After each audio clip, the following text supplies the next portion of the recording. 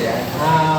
Kung gusto mo maging katulad ko, ay dapat na maging friendly ka.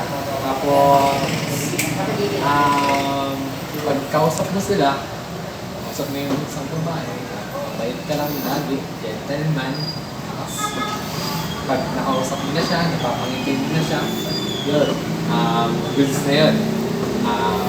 Pag hindi ka nakasama doon, miss ka na ng konti, nag-lagi na sa video.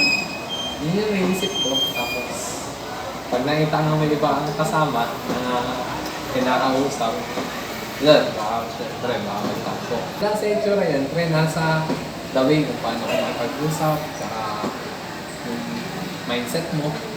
Yung mindset mo na, ganito ka, ganyan. Yun, nakatang ang babae dyan.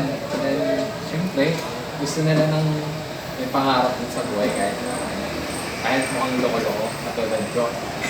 Yun talaga yun eh.